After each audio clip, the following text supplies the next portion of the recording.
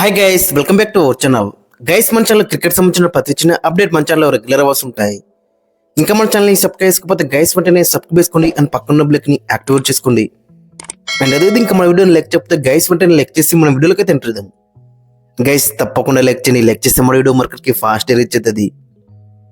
ఇక India versus England మొత్తం 5 మ్యాచ్ల టెస్ట్ సిరీస్లో ఫస్ట్ మ్యాచ్ వచ్చేసి జూన్ 20 నాడైతే స్టార్ట్ కాబోతుంది. మరి ఈ మ్యాచ్కి ప్లేయింగ్ లైన్లో ఎవరెవరు ఉంటారు అనేది మనం ఈ వీడియోలో అయితే చూద్దాం. అక్కడ స్క్వాడ్లో చూసుకుంటే చాలా మంచి మంచి ప్లేయర్స్ అయితే కనబడుతున్నారు. ఇంట్రెస్టింగ్ ప్లేయర్స్ అయితే కనబడుతున్నారు. మరి ఎవరికి ఛాన్స్ ఇస్తారు అనేది చాలా ఇంట్రెస్టింగ్ కనబడుతుంది. ఇక ఈ మ్యాచ్ వచ్చేసి అక్కడ లీడ్స్లో జరగబోతుంది, హెడ్డింగ్లో.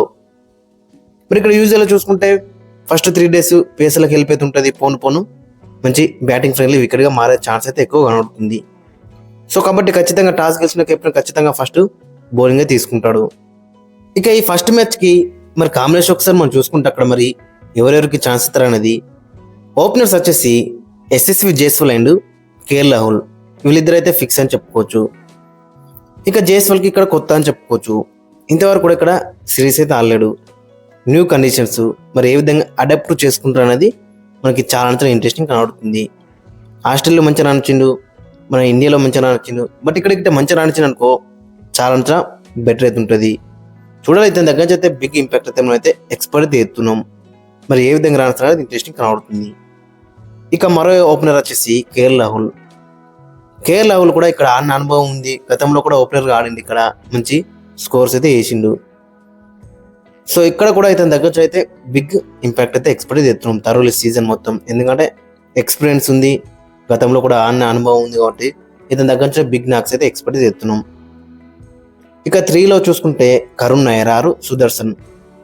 బట్ ఫస్ట్ ప్రియారిటీ అయితే ఖచ్చితంగా కరుణ్ నాయర్ వైపు వెళ్ళే ఛాన్స్ అయితే ఎక్కువగా ఆడుతుంది. రీసెంట్గా చూసుకుంటే మనం చూసినాక డబుల్ సెంచరీ కొట్టిండు, బ్యాక్ టు బ్యాక్ మంచి ఇన్నింగ్స్ ఆడుతున్నాడు. సో కాబట్టి ఖచ్చితంగా కరుణ్ నాయర్కే ఫస్ట్ ప్రియారిటీ అయితే ఇచ్చే ఛాన్స్ అయితే ఎక్కువగా ఆడుతుంది. ఆయన నెంబర్ 3 ఆడతాడు. ఇక నెంబర్ 4లో శుభ్మన్ గిల్. ఆల్రెడీ రిషబ్ పంత్ అక్కడ చెప్పేసిండు నెంబర్ 5లో నేను ఆడతా, నెంబర్ 4లో శుభ్మన్ గిల్ ఆడతారని. మరి శుభ్మన్ గిల్ ఇక్కడ ఏ విధంగా రాస్తాడు? ఇంగ్లాండ్ కండిషన్స్లో అంత మంచి రికార్డ్ లేదు, మూవింగ్ బాల్కి ఇబ్బంది పడతాడు, దట్టు కెప్టెన్గా ఆడుతున్నాడు ఒకటి. మరి పాయింట్ ప్రూవ్ అని చెప్పుకోవచ్చు. ఇక్కడ మంచి రాణించిన ఖచ్చితంగా ఇతనికైతే చాలా బెటర్ అయితే ఉంటుంది. మరి ఏ విధంగా రాస్తాడు అనేది ఇంట్రెస్టింగ్ కనబడుతుంది. ఇక 5లో చూసుకుంటే యాజ్ యూజువల్గా రిషబ్ పంత్కు ఇక్కడ ఆడిన అనుభవం ఉంది. గతంలో కూడా 1 చేత్తో మ్యాచెస్ అయితే గెలిపించిండు. సో ఇప్పుడు కూడా మనమైతే అదే ఎక్స్పర్ట్ తెస్తున్నాం. మరి ఏ విధంగా రాణిస్తాడు అనేది ఇంట్రెస్టింగ్ కనబడుతుంది. కేఎల్ రాహుల్ తర్వాత మరి ఇక్కడ మంచి ఎక్స్పీరియన్స్ ఉన్న ప్లేయర్ వచ్చేసి రిషబ్ పంత్ చెప్పుకోవచ్చు బ్యాటింగ్లో. ఇక నెంబర్ 6లో అక్కడ మనం చూసుకుంటే నితీష్ కుమార్ రెడ్డి. బీజీట్లో 5 ఆడిండు, మంచిగా పర్ఫార్మ్ చేసిండు. ఇంకా బౌలింగ్లో చూసుకుంటే కొంచెం ఇంకా ఎక్కువ ఓవర్స్ వేస్తే బెటర్ అయితే ఉన్నది. యావరేజ్ చూసుకుంటే బీజీట్లో 9 ఓవర్లు అయితే వేసిండు మ్యాచ్కి. బట్ ఇక్కడ చూసుకుంటే అయితే దగ్గర ఎక్కువ బౌలింగ్ స్పెల్స్ అయితే మనం అయితే ఎక్స్పర్ట్ తెస్తున్నాం. ఇక నెంబర్ 7లో అక్కడ మనం చూసుకుంటే రవీంద్ర జడేజా. మరి జడేజా కూడా ఇక్కడ ఆడిన అనుభవం ఉంది. ఇతను కూడా గతంలో చూసినాక మంచి నాక్స్ అయితే ఆడిండు, మంచి క్యామెరాస్ అయితే ఆడిండు. ఇక నెంబర్ 8లో అక్కడ మనం చూసుకుంటే శార్దుల్ ఠాకూర్ ఇక్కడ మంచి కండిషన్స్ అయితే ఇతనికైతే యూస్ అవుతాయి. ఎందుకంటే శార్దుల్ ఠాకూర్ 130s వేస్తాడు, దట్టు మూవ్ చేస్తాడు ఒకటి బాల్ని. ఖచ్చితంగా ఇతనైతే ప్లేయింగ్ లెవెల్ ఉంటాడు అండ్ బ్యాటింగ్లో కూడా మనకి రన్స్ అయితే స్కోర్ అవుతాడు ఫాస్ట్గా. సో కాబట్టి ఖచ్చితంగా నెంబర్ 8లో శార్దుల్ ఠాకూర్ అయితే ఆడతాడు. ఇక నెంబర్ 9లో జస్ప్రీత్ బుమ్రా. ఖచ్చితంగా 3 మ్యాచ్ అయితే ఆడతాడు, 3 లేదా 4 మ్యాచ్లు అయితే ఆడతాడు. 5 ఆడడం కొంచెం కష్టం, కానీ 3 లేదా 4 మ్యాచ్లు అయితే ఆడతాడు. ఫస్ట్ మ్యాచ్ ఖచ్చితంగా ఆడతాడు. ఇక సిచ్యువేషన్ తగ్గట్టయితే ఇతనైతే ఆడతాడు. కొంచెం ఫాస్ట్ బౌలర్లకు హెల్ప్ ఉండే పిచ్లో ఖచ్చితంగా ఇతనైతే ఆడతాడు. ఇక నెంబర్ 10లో మహమ్మద్ సిరాజ్ కూడా ఇక్కడ మంచి రికార్డ్ అయితే ఉంది. గతంలో కూడా మంచి వికెట్స్ అయితే తీసిండు. బట్ ఇక్కడ చూసుకుంటే స్కోర్లో కొంచెం పోటీ ఉంది కాబట్టి ఇతను కూడా ప్రూవ్ అయితే వేసుకోలేదు. బీజీలో కొంచెం ఆర్డినరీ సిరీసే మనకైతే కనబడుతుంది. సో కాబట్టి ఇక్కడ ఇతని దగ్గర అయితే వికెట్స్ అయితే మనం అయితే ఎక్కువ ఎక్స్పర్ట్ తీస్తున్నాం. ఇక నెంబర్ 11 అక్కడ మనం చూసుకుంటే హర్షదీప్ సింగ్ లేదా ప్రసిద్ధి కృష్ణ, వీళ్ళిద్దరి మధ్య అయితే ఖచ్చితంగా పోటీ అయితే ఉంటుంది. వెరైటీ కావాలని కూడా ఖచ్చితంగా హర్షదీప్ సింగ్ ఫస్ట్ ప్రియారిటీ అయితే ఇస్తారు.